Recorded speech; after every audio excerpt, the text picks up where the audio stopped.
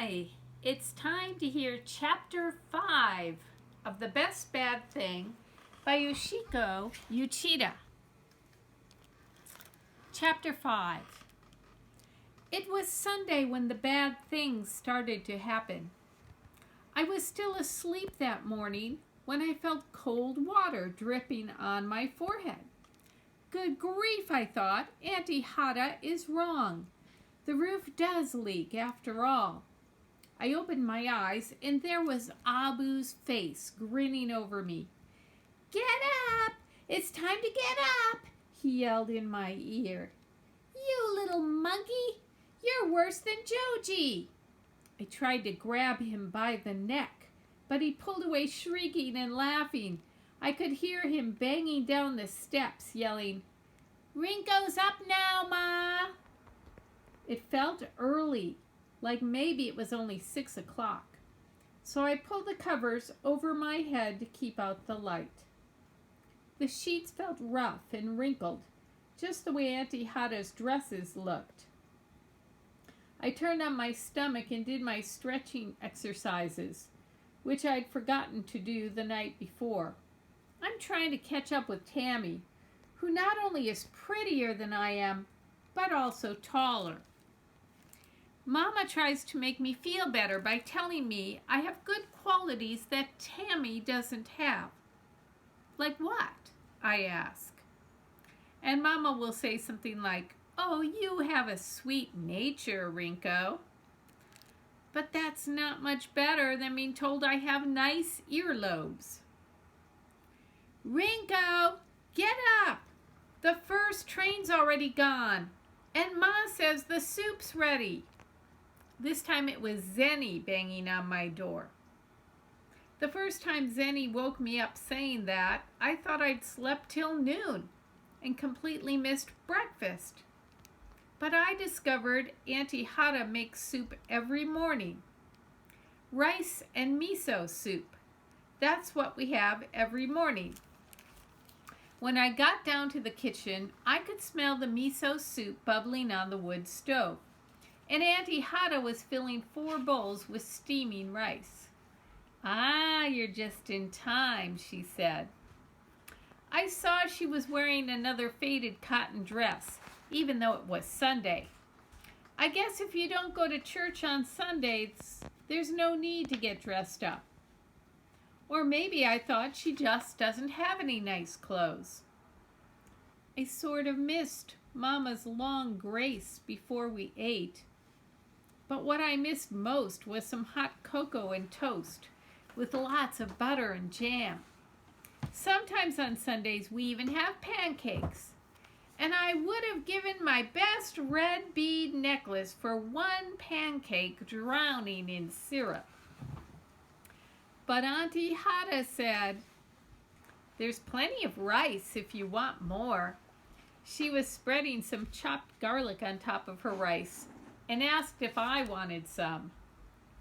No, I said, trying to hold my breath so I wouldn't smell it. Do you always have rice and soup for breakfast?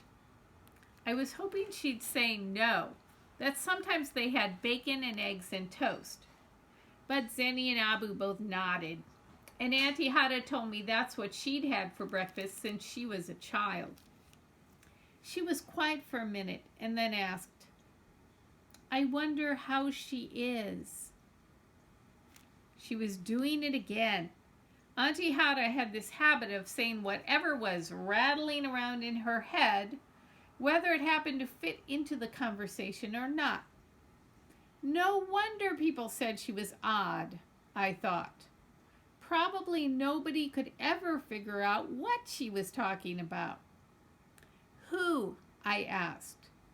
My mother. She's still alive, you know, in Tamba village.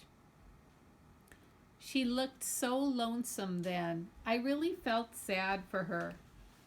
I'd never thought about Auntie Hata having a mother before.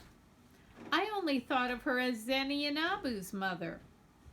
It seemed strange that a grown person like Auntie Hata could still miss her mama, who was thousands of miles away in a foreign land. But I guess Japan isn't a foreign land to her. It was her home. And I couldn't imagine how she'd had the courage to leave it and come so far away to marry Mr. Hara. I was sitting there thinking my own thoughts, but Auntie Hara went on about her family, and I remembered Mama saying she needed company, so I tried hard to listen. You know, my mother had 10 children to raise, but still she planted and weeded and harvested the rice along with my father. By the time she was 40, her back was so bent she couldn't straighten up. Why did she let you come so far? To America, I mean. I guess she thought I'd have a better life here. Did you? Auntie Hara didn't exactly answer. She just said, when I first came to America, I thought Mr. Hara was a banker. That's what he told our go-between. Auntie Hara stopped and looked at me with a crooked smile. He worked in a bank all right, but he swept the floors and never got near the money. When he lost that job, we moved to the valley and picked grapes and peaches. And that's when you sent Teru to Japan, Zenny said. Auntie Hara looked wistful. Yes, little Teru, my first daughter. I sent her back to her grandmother because I couldn't care for her and work in the fields at the same time. I was surprised. I didn't know Auntie Hara had another daughter who was still alive. She's 19 now, Auntie Hara told me. And when I have the money, I'm going to send for her. I really am. Suddenly, she stopped talking as though I'd reached over and turned off a knob inside her head. She got me more soup and said, "We've got to fatten you up, Rinlko. You're much too thin." Abu ducked beneath the table to look at my legs. "Yep, she's got spindly spider legs," he announced. "Thanks a lot, Abraham," I said. The last thing I wanted was to get into a discussion about my skinny legs and how thin I was. "What are we going to do today?" I asked. "Are we picking more cucumbers?" Zenny told me about the freight train that had jumped the tracks about a mile up the road and had torn up a lot of ties. "That'll make real good firewood," he explained. "If we hurry, we can get some before everybody else does." "Good," Auntie Hara said. "Rinlko, go with them and see they don't get into any trouble." Like what? I wanted to know what to watch out for. But Auntie Hara was thinking about something else, and Zenny and Abu were already out the back door. "Maybe the old man wants some firewood too," she called after them, and I could hear them hollering to the old man. Remember, there's an old man who lives in their barn. I was thinking I'd finally get to see him, but when I caught up with Zenny and Abu, they told me he'd already gotten some ties earlier that morning. We must have walked almost an hour before we got to the place where the ties were torn out of the rail bed. The railroad crews had tossed them to the side when they made the repairs, and already there were a dozen people scrambling for the good ones. They were dragging them into small carts or wagons like the one Zenny had brought along. I wanted to plunge right in and get what we could, but Zenny motioned with his head to keep going. I guess he knew what he was doing, because further on up the tracks, we found a pile of ties no one had discovered yet. "Hey, these are good ones!" Abu shouted. He and Zenny were lifting a big one onto their wagon when I felt somebody come up behind us. I turned, and I saw a big man in dirty overalls. He had faded red hair and a scraggly beard, and smelled of tobacco and liquor. "Here, them ties too big for you little Japs," he growled. Move on down the tracks and get some scraps down there. Abu edged away from the man, but Zenny clenched his fists and stuck out his chin. We got here first, he said. These are ours. I was amazed at how brave he was. I was so scared my knees were knocking. I wanted to turn and run, but I could hear Auntie Hada telling me not to let the boys get into trouble. And if this wasn't trouble, I didn't know what was. I took a deep breath and yelled at the man, "Leave them alone!"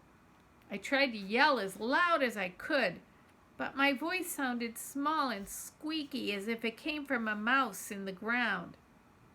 The man turned for a minute and glared at me. "You stay out of this," he said, and he gave me a shove. That's when I got mad. "You big bully!" I yelled. I was surprised at myself, but the words came from the pit of my stomach where the core of my energy lives, according to Papa.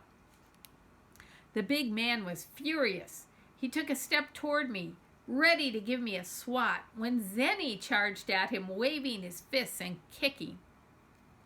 I guess if Zenny was bigger, he might have had a chance, but the man was like a giant next to him. He shoved Zenny so hard, he fell over backwards and knocked Abu down. They were both sprawled on the ground, and I knew I'd be there next. I tried frantically to remember what Cal had taught me about defending myself. I was ready to give the big man a hard kick in the shins when suddenly somebody reached from behind me and grabbed the man's wrists. "Yoy!" a voice called, and before I knew it, the big man was flipped right over my head and was lying flat on the ground. "Wow!" Abu yelled. "Hey, old man!" Zenny hollered.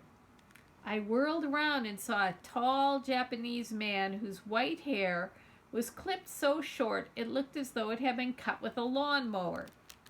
He had a stern, thin face that looked as though it had forgotten how to smile. He was even taller than my brother Cal, who is almost 6'1", and he stood as straight as a telephone pole. He glared at the man on the ground and watched him get to his feet, growling like a wounded bear. "Get out," he said. That was all, but I guess it was enough. The big bully seemed to know the old man was nobody to mess with. He brushed himself off and slunk away without another word. I was really impressed. The old man looked at each of us. "Are you all right?" he asked. Since Zenny and Abu didn't have the manners to introduce me, I said, "My name is Rinlko Sujimura, and I've come to help Mrs. Hada for a while." I expected the old man at least to say something pleasant, but all he did was give me a nod. He didn't even smile. "I decided I could use more firewood after all," he said, as though he had to explain why he'd come. And without saying anything more, he began lifting ties onto Zenny's wagon. Wow. I didn't know that adults could be such big bullies towards kids back in those days, did you? That's not very nice, is it? I'm glad the old man came and helped them when they needed help. So, that's our chapter 5 for today. And the next time we read, we'll find out what else happens in this story. See you next time. Bye.